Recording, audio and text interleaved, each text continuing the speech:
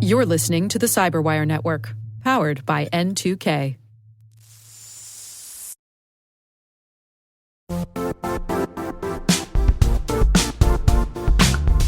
The DMV has established itself as a top-tier player in the global cyber industry.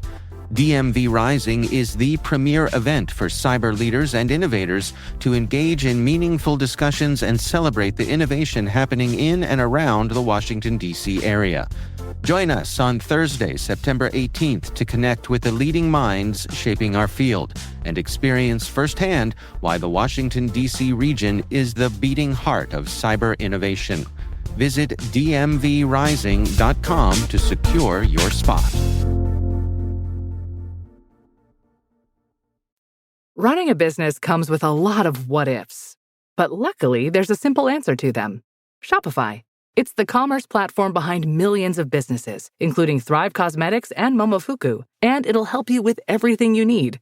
From website design and marketing to boosting sales and expanding operations, Shopify can get the job done and make your dream a reality. Turn those what-ifs into... Sign up for your $1 per month trial at shopify.com/special offer.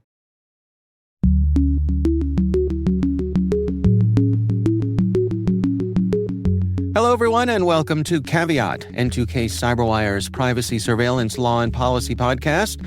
I'm Dave Bittner, and joining me is my co-host Ben Yellen from the University of Maryland Center for Cyber Health and Hazard Strategies. Hey there, Ben. Hello, Dave. On today's show, Ben discusses some unintended consequences of age verification laws.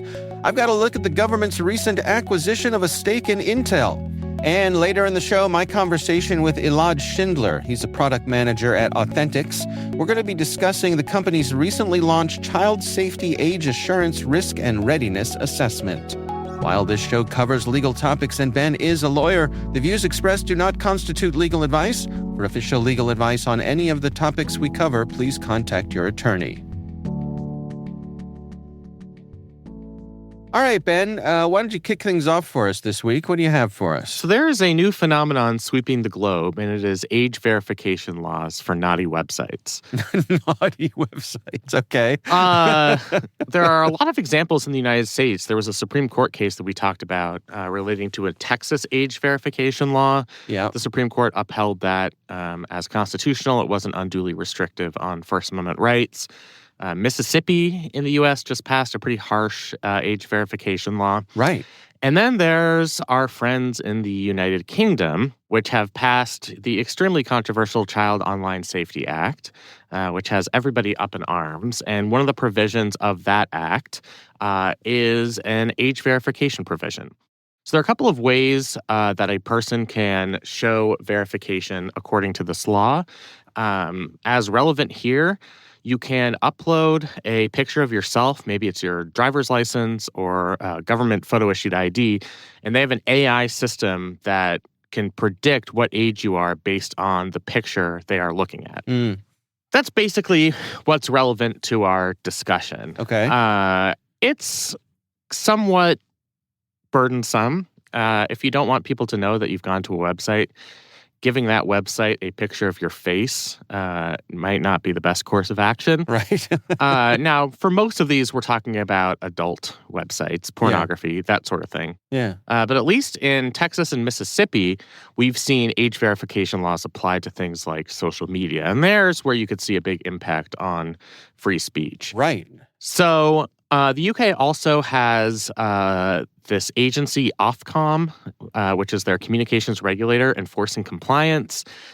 If sites, even if these sites are not located in the UK, don't comply with the provisions of the law, they could be fined up to £18 million or 10% of global revenue, which is significant. We're talking about GDPR level numbers here in terms of consequences for non-compliance. Europe don't mess around when it comes to fines. Exactly. I know they're still in Europe, technically. In the continent. That's right. Even though we've been through our Brexit process. Yeah. So there's been your expected pushback from the tech industry.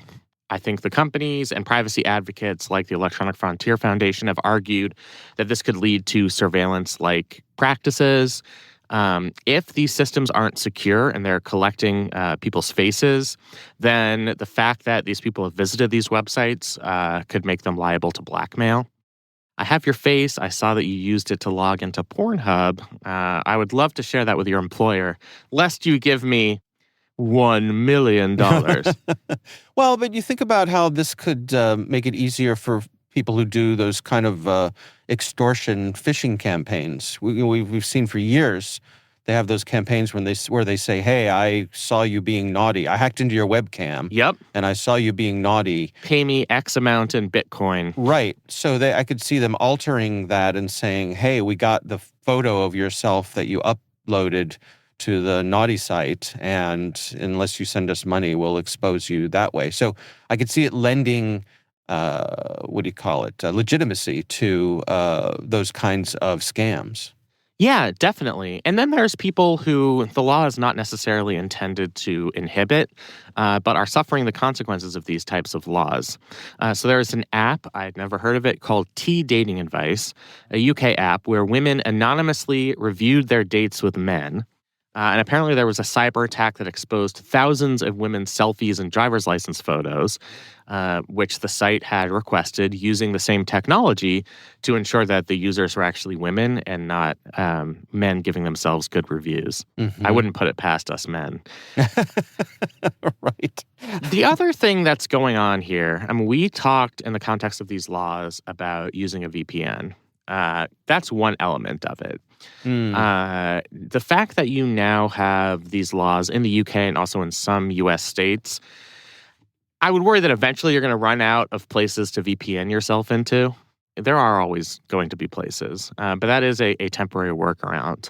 The other unintended consequence here, though, is that people are increasingly going to websites that do not have robust age verification procedures, either because they're off-the-beat websites, they're copycat websites that aren't the big adult companies, and they don't care about potential fines because they are seeing such a remarkable influx of customers. I see. So the Washington Post, and we took an article from them this week, they gathered UK visitor estimates over the past year for 90 of the largest porn sites as ranked by a market intelligence firm.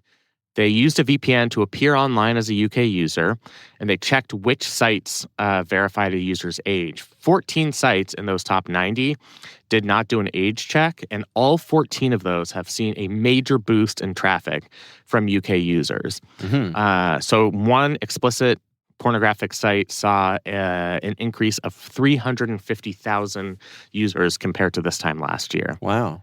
So it ends up rewarding the companies that are not complying with the law and punishing the companies that are attempting to comply with the statute. Right. I think from the UK's perspective, and I'm sure these US states, their governments would say the same thing, is these are just growing pains of a new regulatory regime. We still want to have a way to make sure that minors are not accessing these websites. Obviously, that is a very noble goal. Mm-hmm. But I think as we're working through these, we see that there are these unintended consequences, and I think policymakers have to take those seriously. Do we think that these websites that are allowing folks in without the age verification, are they housed in places that consider themselves outside of the reach of UK law? They might think that, but they're not. As long as you have a customer base in the UK, you are within the long arm of the UK statute. I guess I'm just thinking of, let's say they're hosted in Russia, and Russia doesn't have an agreement with the UK for any sort of reciprocity legally. What are they going to do? What's the UK going to do? Probably are not going to be able to enforce it. I mean, they might try to take down some of these sites. That has happened in some circumstances in other countries where entire websites are taken down. There's usually a backlash to that. Who knows what that would be like if people are willing to come forward and start protesting because they lost their favorite pornography website. Yeah. But, we saw that in Brazil when they temporarily shut down Twitter. But there was a public outcry that this is something that was inhibiting free speech. So that's certainly a possibility that it could be from a country like Russia or China where there's no extradition treaty. Well, obviously, I guess this isn't criminal law anyway. But the company's never going to comply because they know their government will not allow them to face that liability. Right. So I think that's certainly a valid concern. See, what I would like to see, and I don't know if it's inevitable or not, but in the similar way to how technology like Face ID works, right? Where your ID, the image of your face is securely stored, in this case on an iPhone. Right. It's in the secure enclave. It is separated from the rest of the system. Apple does not have access to it. Apple doesn't have access to it. The system doesn't have access to it. All the system can do, the OS can ask a question to Face ID and say, is this the person that we want it to be? Right. And Face ID either says yes or no. But the system can't ask Face ID for the picture. Right. It just doesn't work that way. So I think a similar kind of thing for these ID systems would be great, where I verify who I am to my mobile device through my driver's license or whatever, and then it's just up to the website, whatever it is, whether they're selling me alcohol or porn or anything else we don't want kids to have access to.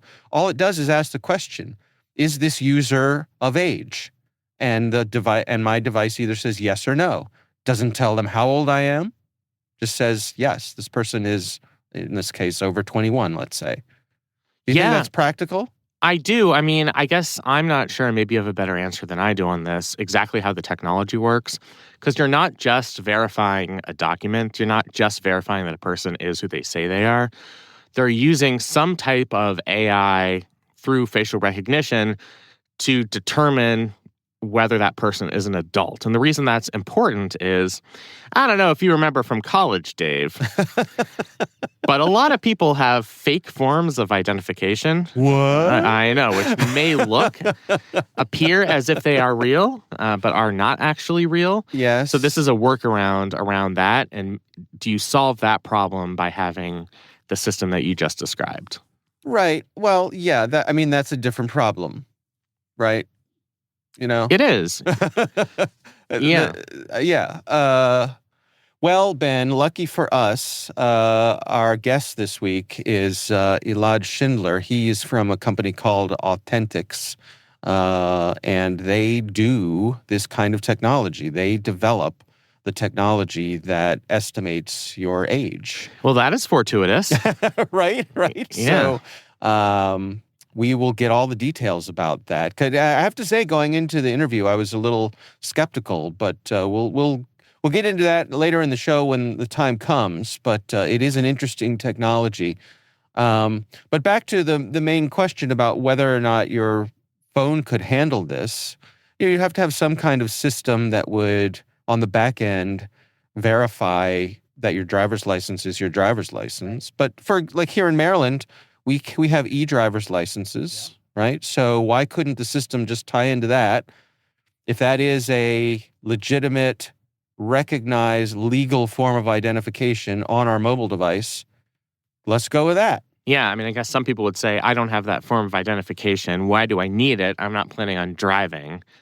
I just want to use. But, I think policymakers might say that's a minimal inhibition on people accessing these websites. You don't have a completely unfettered right.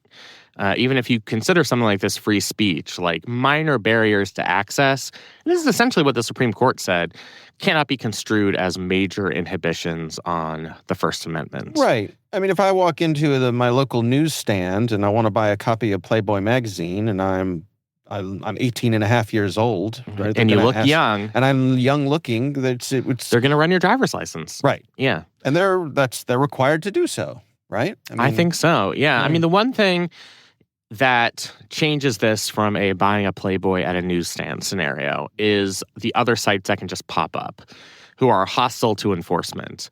It would be the equivalent of like, all right, that liquor store checks ID. So we're going to open 10 other makeshift liquor stores in a 5-block radius, and we will catch all the underage drinkers who want to buy alcohol but don't have ID to do so.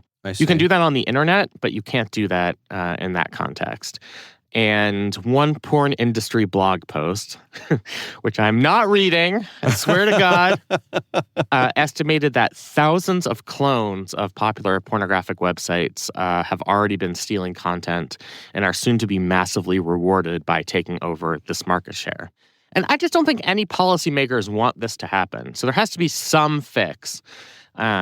But just given how free the internet is to create things and how long it takes to detect new copycat websites, right, they might just constantly be chasing their own tails on this. And then is it worth having these laws if you're going to end up with these unexpected consequences? So I guess the notion is, pornography is legal. We have these companies. If you're an adult, Yeah, we have these companies who are in good faith trying to offer these sorts of things according to the law, according to the rules, but they're getting an end around done to them by the companies that have a little more moral flexibility, let's say. It's a nice euphemism there. Yeah, I mean, it is funny. Like, it ends up punishing entities who really care about being the legitimate porn sites and will respond to negative news coverage by making policy changes. There are a lot of companies who don't care at all about that and are just looking for eyes. And those are the companies that are pretty much successfully evading those laws and capturing a lot of customers who, with good reason, don't want to put their face through the Pornhub portal. Yeah. Well, how do you think it's going to play out?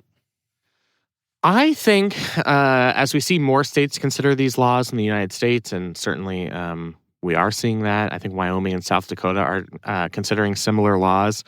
I think states have to start thinking about different types of enforcement mechanisms, or whether it's increasing resources in the attorneys general offices to root out these copycat websites and to protect against the leak of this type of information. I think enforcement has to change in order to effectuate the original goal of the law, which is to protect adults' privacy, but to make sure that it's only adults accessing these websites. And I'm not sure exactly what those changes would look like.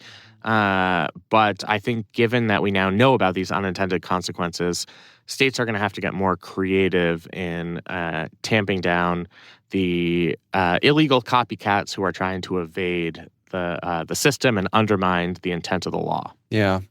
There's a big hubbub right now about the Mississippi law affecting Mastodon. Mastodon, your favorite site. Yeah, a big social network, but it's federated, which means there isn't one central location that everything flows through.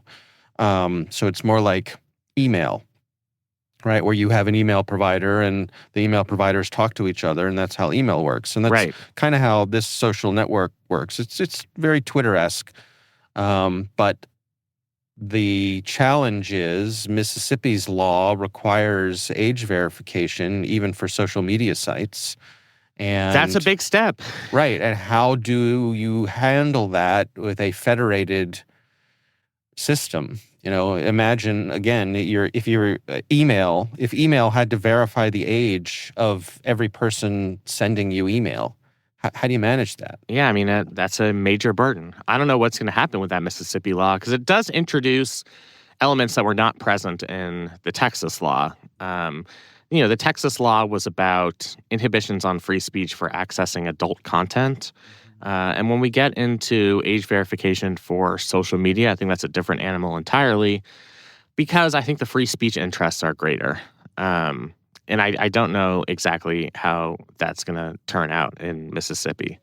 But it's not just going to be Mastodon. I think all of the tech companies are very concerned about that type of law. Yeah, absolutely. All right. Well, we will have a link to that story in the show notes. We will be right back after this quick word from our sponsor.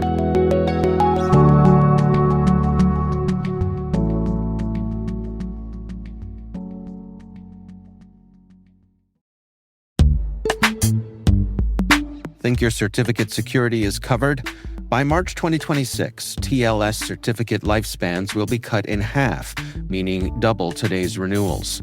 And in 2029, certificates will expire every 47 days, demanding between 8 and 12 times the renewal volume. That's exponential complexity, operational workload, and risk, unless you modernize your strategy. CyberArk, proven in identity security, is your partner in certificate security. CyberArk simplifies lifecycle management with visibility, automation, and control at scale. Master the 47-day shift with CyberArk. Scan for vulnerabilities, streamline operations, scale security. Visit cyberark.com/47day. That's cyberark.com/47day.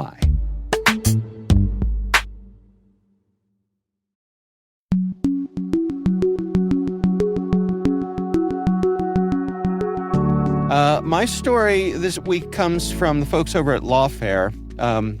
This is the legal basis for government stakes in private firms. You know where we're going here, Ben? I do. The Trump-Bernie Sanders favored policy that we're going to talk about. Yeah, so on August 22nd, President Trump announced that the U.S. had taken just under a 10% stake in Intel. Intel is going through some challenges right now. They're not the market leader that they once were when it comes to manufacturing chips and designing chips and so on and so forth. But the president has made the case that it is in our nation's best interest to support Intel because they are the only manufacturer of silicon chips in the U.S. U.S. And so that, I think, is the justification, please correct me if I'm wrong, for taking this 10% stake in the company. Let me just rewind a little bit here, Ben. Like, what was your initial response to hearing about this policy shift? My initial response was trolling people and saying, like, hey, comrade, we've right. We are all united in government ownership of private business. Right. My first instinct was that it was funny that a Republican president was taking a government stake in a private company. I mean, I think that, at least on its surface, seems hypocritical. I have to say, the more research I've done, this is going to be a hot take. I'm not sure how awful an idea it is. I mean, there are always downsides to the government owning business or any equity stake in a business. Right. You know, we've seen how entities like Fannie and Freddie have worked out if they're over-reliant. But we have seen instances where the government has come in and taken a stake in companies to help revive them in the interests of national security / economic power. And the auto companies is the best example. I mean, we took a stake in a good portion of them through the bailout in late 2008, early 2009. Right. And we did revitalize the American auto industry. And that was an initiative started under President George W. Bush. You know, I'm not sure if the 9.9% equity stake is the proper way to do this, but I do think there is something worthy about the goal that if we are going to be investing taxpayer resources into this, which the CHIPS Act allows, through things like loans and grants, that the taxpayers should get a portion of the return. Like, I do think there's some logic in that. Mm-hmm. And strange bedfellows here, as you mentioned, Bernie Sanders is all in on this. Yeah, that was very funny because, like, all these people who work for the Heritage Foundation and other pro-Republican organizations are all of a sudden sharing an opinion about socializing a private company with Bernie Sanders. Yeah. I actually kind of, like, to Bernie Sanders' credit, he is very literally interested in policy matters, which I find almost charming. Like, he's not letting the fact that this is a Trump policy determine whether he thinks this is a good policy. It's just he does believe that U.S. taxpayers, if we're going to be supporting large private companies with incentives, grants, tax breaks, et cetera, that we should receive a portion of the benefits. And it's like a consistent position of his. So I'm not really surprised that he agreed with President Trump on this. Like, Bernie calls himself a democratic socialist. Like, this is a rather socialist policy because it is interfering in the private market to effectuate the public good in the eyes of the government that has done this. Right. Yeah. It certainly raised eyebrows when President Trump did this. As you say, because I think the hot take is it runs so contrary to all of the rhetoric, decades of rhetoric of social takeovers, the fear of social takeover by Democrats. And right. Here we are. And it is the prototypical example of the government picking winners and losers. Yeah. Which a lot of these people have railed against for years. Now, in this circumstance, it's different than even investing in like one solar company, which the Obama administration did controversially a decade or so ago. Because there are a lot of solar companies, so you really are picking and choosing among them in the United States. I've been hassled by a bunch of people trying to sell me solar panels. Yes. But if it is true that Intel is the only company manufacturing chips in the United States, they do have a special status in that respect. Otherwise, we would be purchasing our chips from China, and there are geopolitical reasons that we don't want to do that. So I think it is somewhat different. We're not picking Intel over an American company to invest in. We are picking Intel over international companies, which is frankly on brand with what President Trump has tried to do with his economic policy. I mean, it is an American-first economic policy. Yeah. And I mean, you could see that there is a legit national security interest in having that capability alive and well here stateside. Absolutely. The other thing that's interesting here is legal risks and challenges. Yeah. So normally, I think you would see a lawsuit here from a competitor saying that this is an improper equity arrangement. We were unfairly denied grants. This is something that's not authorized in the statute. If there are no other U.S. manufacturers who are similarly situated in that they produce chips, it's going to be really hard for anybody to establish standing in a court of law for this case. Because they will not be able to assert in a way that'll stand up in court that they themselves are being affected by this unfair competitive disadvantage. The courts and the government would just say, well, you need to get a prominent place in the chips market, and then maybe we'd give all of our government goodies to you, and maybe your company could have 10% owned by the U.S. taxpayer. Right. But there are no companies who would do that, meaning litigation is unlikely to succeed. I think we could see some, and certainly this is something that's controversial. I follow like a lot of libertarian-leading economists who are just apoplectic about this, more so even than they were about President Trump's trade policy. Right. But so yeah, there are a lot of angry people. I don't think that this is the type of thing that will necessarily be stopped in a court of law. Yeah. So the folks who are upset about this, it's sort of the philosophical thing that this is not the business, the type of thing that the federal government should be doing. Right. That anytime you have federal government involvement in a private market, it is a distortion and it is a market inefficiency. Even a lot of libertarians would admit that like there are some circumstances in which the government has to get involved because it would never be profitable for a private company to do certain things that are in the public interest. Right. I think what the Trump administration would argue is chips is just like those other areas where you would have market failures. Because if we're not manufacturing them in the United States, we're vulnerable to Chinese or whatever manipulation or arbitrary price shocks because they've decided to stop exporting chips to the United States. And that is a real vulnerability. So I can certainly see the philosophical underpinning of it. But yeah, the libertarian critique here is basically, we've been saying since Ronald Reagan ascended the steps of the Capitol in 1981 that government involvement in business is antithetical to freedom and liberty. And here we have the government taking a 10% interest in a big American company. Like it's a big deal. Mm-hmm. What about the way that President Trump handled this? I mean, he kind of had intel over the barrel, didn't he? Yes, he did. He is the one who controls the purse strings of having that U.S. investment through the provisions of various laws, including the CHIPS Act, which was a bipartisan bill, CHIPS and Sciences Act, passed under President Biden, which allows the government to offer financial assistance to incentivize U.S. domestic production of semiconductors. So that's the stick that President Trump held, that we control the purse strings. Right. And it's my administration through the Department of Commerce that's going to be making these investments. So we could just decide not to make these investments right now. We could invest in a different company. Or I'm willing to have you come to the table and have a conversation, and maybe we can work out something where the U.S. taxpayer is getting a return on their investment. And he chose to play hardball here. Yeah. Art of the deal. Yeah.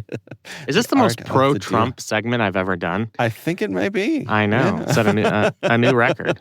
That's right. Wow. I'm not even sure I actually think this is a good policy. I do see the philosophical argument for it.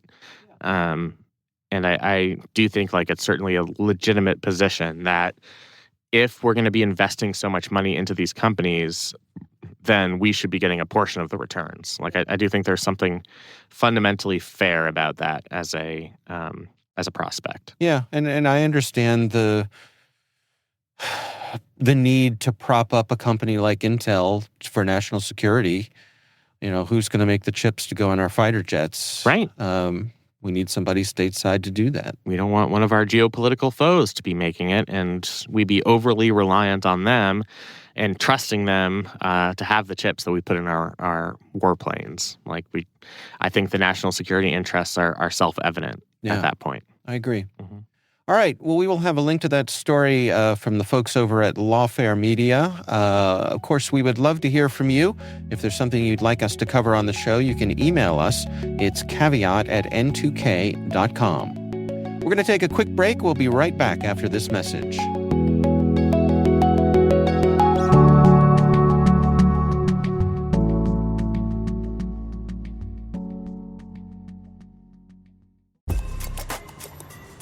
New Vitamin Water Zero Sugar Pineapple Passion Fruit is packed with vitamins. Just like the amount of peas we packed in that sentence. It's packed like your tote bag. The one you stole from your ex. Or your overpriced half-a-studio apartment.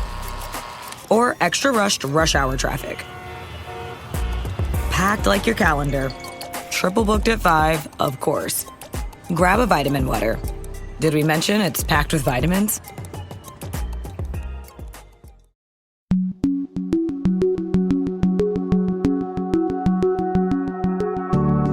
And we are back. Ben, I recently had the pleasure of speaking with Elad Schindler. He is a product manager with Authentics. And they recently launched a child safety age assurance risk and readiness assessment.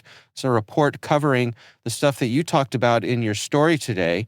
They actually provide this technology, and it's fascinating for me. I learned a lot in this interview about how exactly it works. So here's my conversation with Elad Schindler. We saw that there's increasing regulation regarding keeping minors outside of online environments that were not designed eventually at the beginning to have minors in their platform. For example, social media platforms, gaming, e-commerce, and everything that also selling age-restricted goods. And for their own protection, there is a regulation all over the world, especially now in the UK, but also we see it in Australia, we see it in the US in several states, we see it in France, and to keep minors out of these platforms. And the regulator is very strict about it. So we see this trend increasing more and more. So, what sort of risks or harms are these rules designed to prevent both for the kids and for the companies that handle the user data? So the most simple answer is that underage children should not access content that is restricted. It can be social media in some countries. It can be gambling. It can be buying alcohol, e-commerce. So that's the purpose of these laws, to keep them out of it. That's the main thing. And we're in Authentics, and we saw this struggle of companies to verify these users in a frictionless way, meaning that until now, most of the age verification flows were including IDs. You were uploading your ID, and we OCR the data. We make sure that the user is above 18, 21, 16, whatever it is in the country that they are from. And that's the flow. But especially for younger ages, the flow have to be frictionless, because we see a lot of drops when users have been asked to pull their ID. Also, we only trying to verify the ID of the age of the user. We don't need all the details on the ID.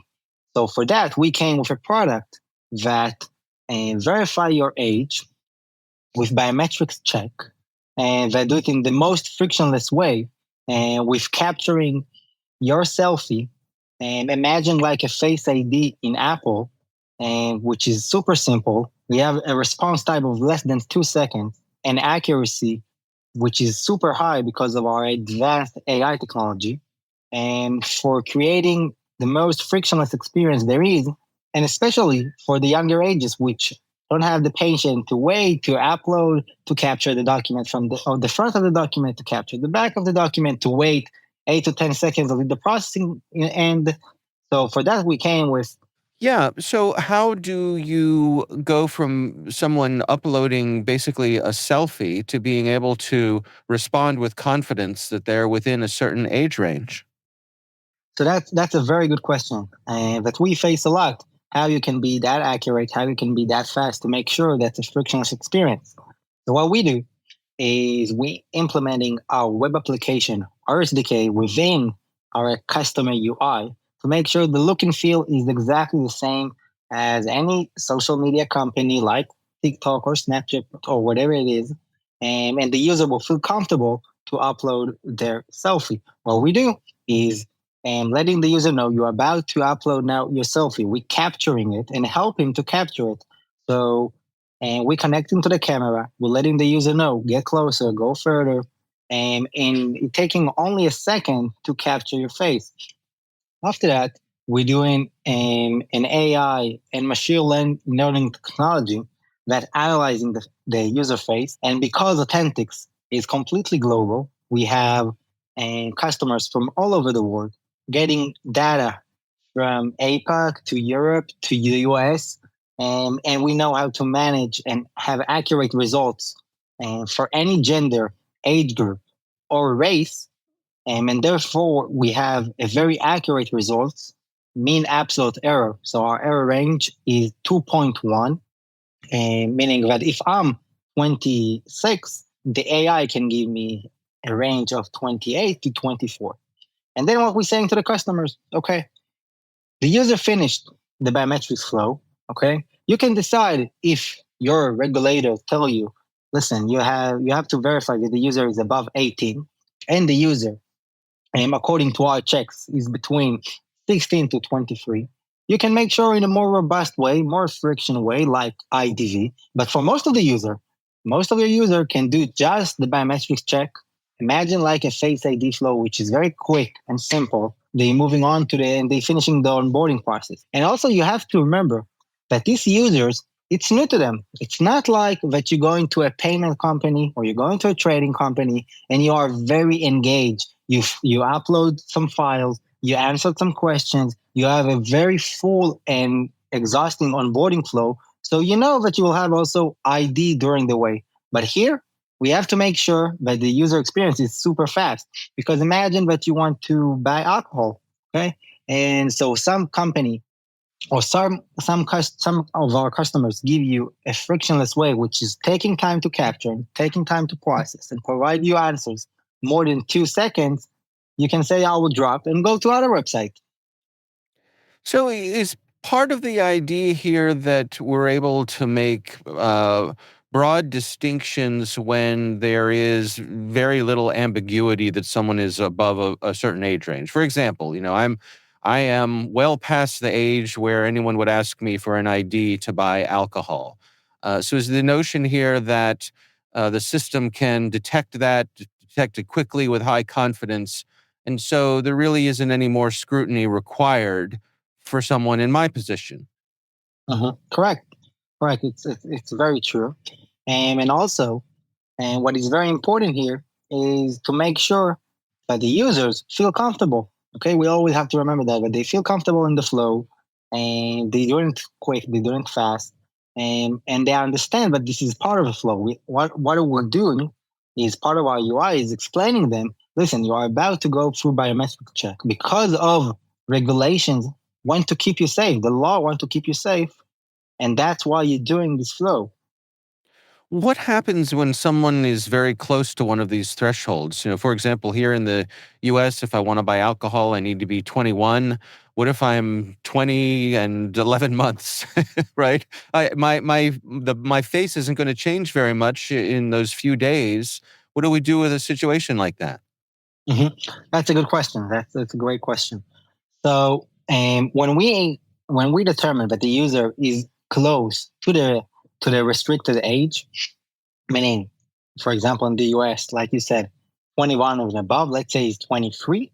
So what we're doing is asking from them an ID verification or another check like called eKYC that we can collect his date of birth, checking it in government databases. There are other flow that can help the user to make sure, help our customers to make sure that the user is above 18. But we always trying to start with the biometrics check because they are easier, they're simpler, they're more simple, and most of the users will have a frictionless flow. So obviously, if the user is close to the threshold, you'll have to make sure that you are under the regulation and you obtain them, and you have to make sure that they will do other solution if they are too close to the threshold, because eventually no biometrics check today is too accurate to say, okay, he's 21 and we are 100% sure that he's 21, or 22 and we are 100% sure that he's 22. And there's always some error range, and that's very common in this industry. But the focus here, the goal here is to make sure that for most of the users, we can have the frictionless experience under the law of the regulation. What happens if someone tries to spoof the system by holding up a photo or putting Mhm. on a false mustache or something like that? That's a great question because Authentics, we are specialized, we are experts in everything regarding identity fraud. We're running over 150 forgery tests to make sure that, for example, the ID of the user is valid. Regarding selfie, we're running liveness check, making sure that the user is capturing a live selfie and not, like you said, holding any picture ID of an adult, for example. Also, what we do is making sure that if the user generated in AI a mustache or whatever it is picture that look older, we catching deepfake, we detecting deepfake in over 95%. So the most sophisticated fraud today, which is evolving more and more today, we're detecting it because we have multiple AI capabilities and to make sure that we have an authentic user that uploading an authentic selfie or ID. So it sounds to me like ultimately compliance is the responsibility of the organization that you're working with, of the platform owners. But this is a way for them to balance convenience with trying to meet some of those regulations. Correct. Very, very. It's a very good point because it's always we're working with with the compliance team, and we're working with the product team. The compliance team always want to make sure that the company is under the regulator and they obtain on the laws, and the product team usually want they have the frictionless experience. So what we built is a tool and to help our customers to understand the laws of the regulation. And because in every country is different, in every industry is different. So with few questions, and we let you know what is the regulation in these countries that we're working in, and for your industry. So we're helping the compliance team, and also we're helping the product team to let them know, listen, you can have a biometrics check in this kind of country, that's enough. But in some countries, you have to have an IDV solution. So we built a tool, we launched it. We got a very positive feedback from our customers for helping them to understand the regulation in their industry.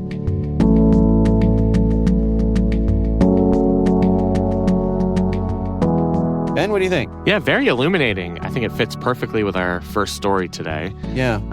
And I was also very interested to hear how this worked.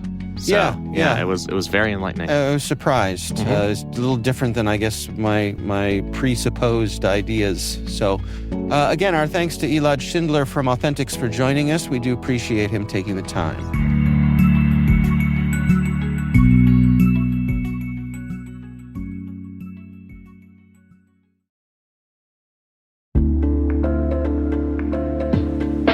And now, a word from our sponsor, ThreatLocker, the powerful zero-trust enterprise solution that stops ransomware in its tracks.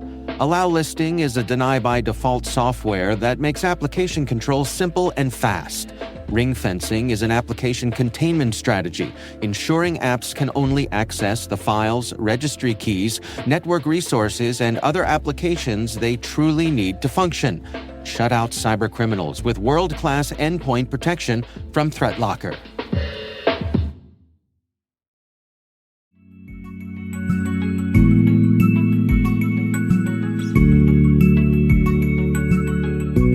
And that is Caveat, brought to you by N2K Cyberwire. We'd love to know what you think of this podcast. Your feedback ensures we deliver the insights that keep you a step ahead in the rapidly changing world of cybersecurity. If you like our show, please share a rating and review in your favorite podcast app. Please also fill out the survey in the show notes or send an email to caveat@n2k.com. This episode is produced by Liz Stokes. Our executive producer is Jennifer Eiben. The show is mixed by Trey Hester. Peter Kilpie is our publisher. I'm Dave Bittner. And I'm Ben Yellen. Thanks for listening.